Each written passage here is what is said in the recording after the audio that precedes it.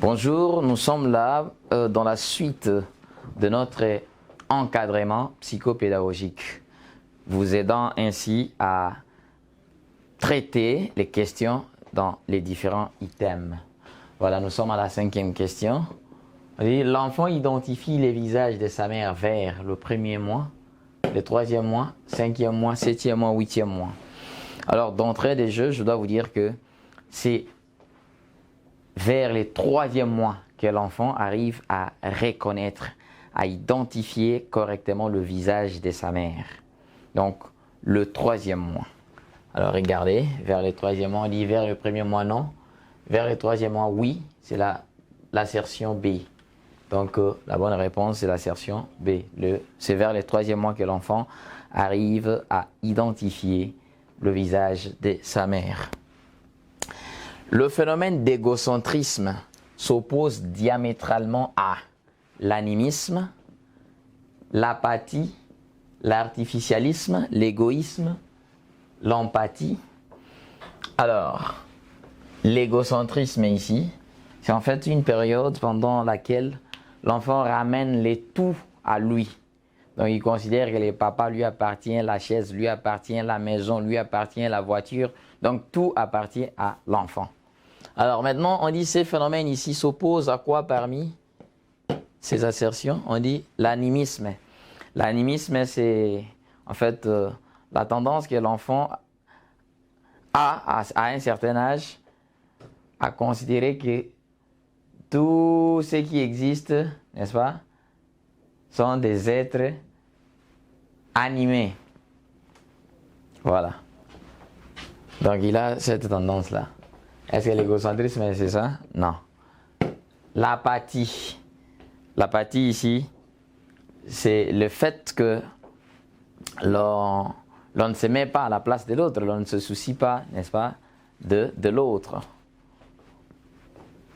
Est-ce que c'est ça l'égocentrisme? Non. Est-ce que l'égocentrisme s'oppose à ça? Non. L'artificialisme, c'est quoi en fait? C'est une tendance, une doctrine qui consiste à croire que tout a été créé par l'homme, n'est-ce pas? L'artificialisme. L'enfant croit comme ça, que tout a été créé par l'homme. L'égoïsme, c'est une tendance qui consiste pour l'enfant à ramener les tout, n'est-ce pas, à sa personne. L'empathie. L'empathie ici, c'est le fait que la personne se met à la place de l'autre. Donc il a souci. Il développe également une tendance altruiste. Il se met à la place de l'autre. Donc comme j'ai faim, donc l'autre aussi a faim. Comme j'ai à manger, donc je dois lui apporter quelque chose. Donc lorsqu'on se met à la place de l'autre, on se donne une idée sur ce que l'autre est en train de ressentir, là on est en train de développer ce que nous appelons l'empathie. Alors, l'égocentrisme, c'est le fait de ramener le tout, n'est-ce pas, vers soi. Tandis que l'empathie, c'est le fait de se mettre aussi à la place de l'autre. Donc, les deux termes s'opposent. Donc, la bonne réponse ici, c'est l'assertion et l'empathie.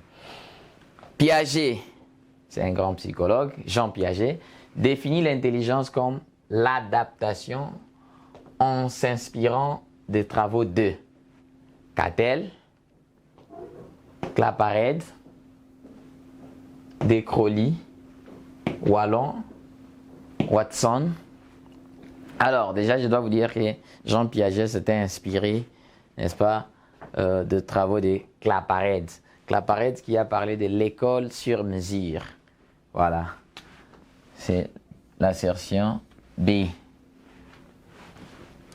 On dit un enfant qui traverse à l'aide d'une planche une flaque d'eau manifeste de l'intelligence abstraite, formelle, intuitive, pratique, préopératoire. Vous êtes là, vous voyez qu'il y a une flaque d'eau. L'enfant vient, au lieu de traverser, il n'y a pas moyen, il cherche une planche.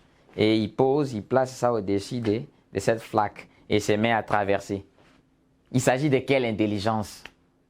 Mais c'est simple. Ça, c'est la vie pratique.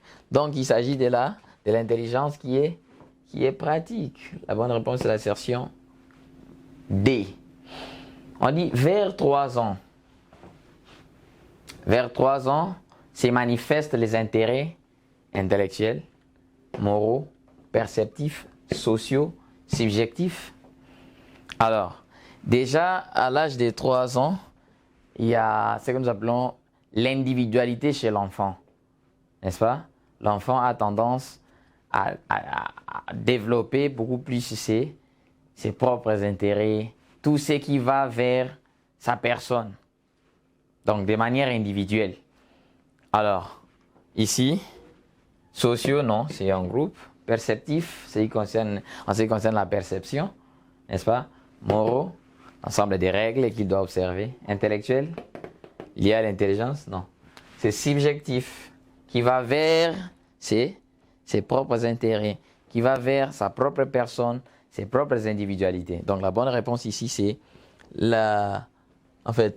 les intérêts subjectifs. Portez-vous bien et à bientôt.